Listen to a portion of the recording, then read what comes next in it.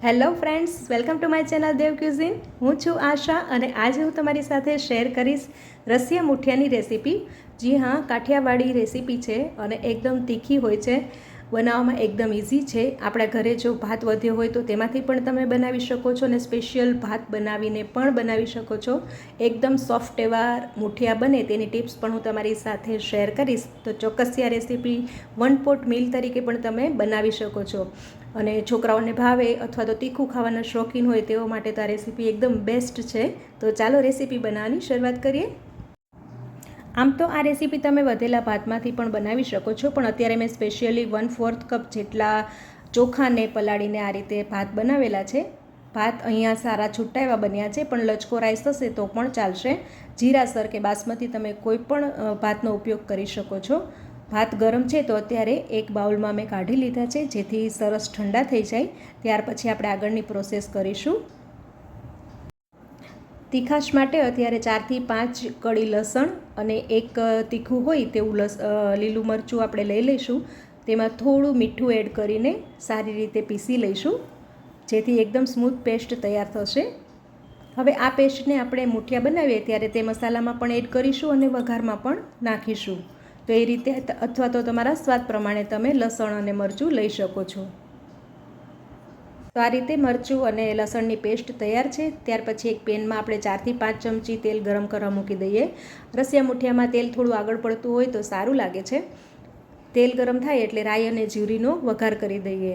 રાઈ જીરું સારી રીતે ક્રેક થઈ ગયા છે તો તેમાં જે આપણે લસણ અને મરચાંની પેસ્ટ વાટેલી હતી તેની સાથે જ થોડું આદું છીણીને એડ કરી દઈશું અને થોડું લસણ બ્રાઉન થાય ત્યાર પછી તેમાં મીઠા લીમડાના પાન, એક સૂકું લાલ મરચું નાખીને વઘાર કરી દઈએ.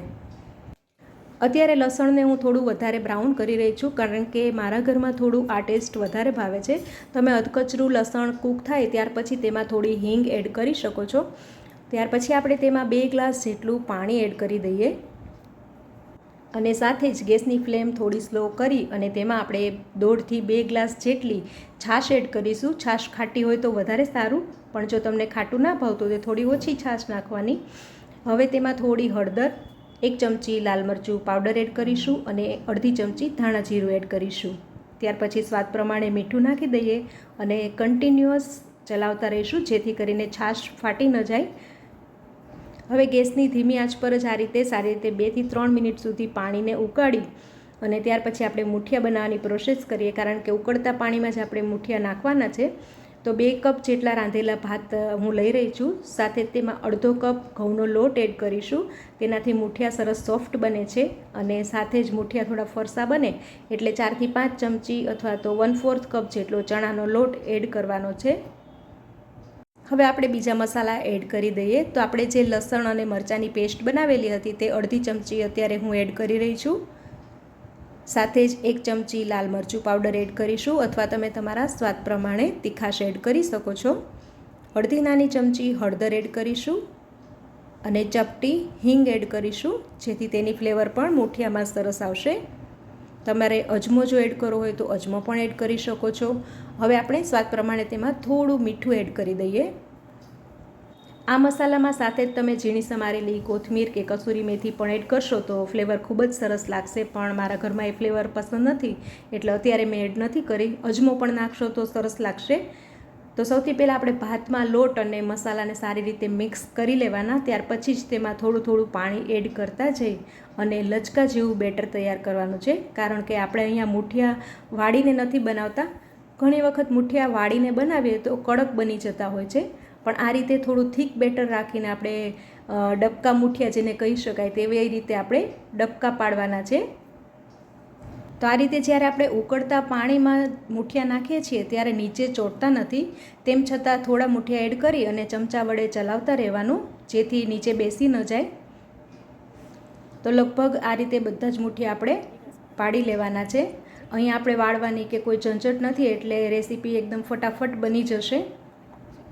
તો લગભગ બધા જ મુઠિયા મેં એડ કરી દીધા છે. તો ઢાંકીને 3થી 4 મિનિટ માટે હજી કૂક કરીશું, જેથી કરીને રસો પણ થોડો ઘટ્ટ થઈ જશે અને મુઠિયા સરસ કૂક થઈ જશે. જો લોટનું પ્રમાણ વધારે હશે તો પણ મુઠિયા કડક બનશે. તો ખાસ યાદ રાખવાનું કે ભાત થોડા વધારે હોવા જોઈએ.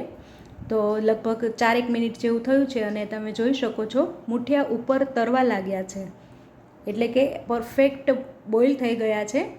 તો હવે આપણે ગેસની ફ્લેમ બંધ કરી દઈશું અને ઉપરથી ઝીણી સમારેલી કોથમીર એડ કરી અને સારી રીતે મિક્સ કરી લઈશું. તો રસિયા મૂઠિયા તૈયાર છે.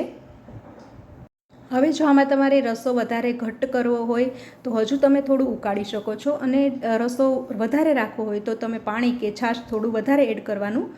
રસિયા મૂઠિયા ગરમા ગરમ સર્વિંગ પ્લેટમાં સર્વ કરી દઈએ.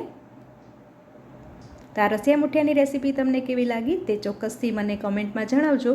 તમારે જો રસિયા મૂઠિયાના મૂઠિયા કડક બની જતા હોય તો ચોક્કસથી આ રેસીપી ટ્રાય કરજો. એકદમ સરસ સોફ્ટ મૂઠિયા બનશે.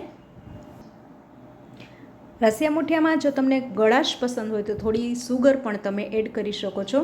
તો મેં થોડાક મૂઠિયા કાઢી અને તેમાં થોડી ખાંડ નાખેલી છે. મને થોડા ખટમીઠા રસિયા મૂઠિયા ભાવે છે, તો આ રીતે એક બાઉલમાં મેં થોડી ખાંડ એડ કરી અને અલગથી કાઢેલા છે. તો ગરમા ગરમ મારું લંચ રેડી છે. તમે પણ આ રીતે ચોક્કસથી ટ્રાય કરજો. વધેલા ભાતમાંથી બનતી આ રેસીપી નાનાથી લઈને મોટા સૌને ભાવે તેવી છે. તો વિડીયો પસંદ આવ્યો હોય તો ચોક્કસ શેર પણ કરજો, અને મારી ચેનલ પર તમે નવા વ્યૂવર્સ હોય તો ચેનલને સબસ્ક્રાઈબ કરીને બાજુમાં આપેલા બેલ આઇકોન પર ક્લિક કરજો, જેથી તમને અમારા આવનારા નવા વિડીયોઝની નોટિફિકેશન મળતી રહેશે. તો ફ્રેન્ડ્સ, ફરી મળીશું નવી રેસીપી સાથે. Take care, by.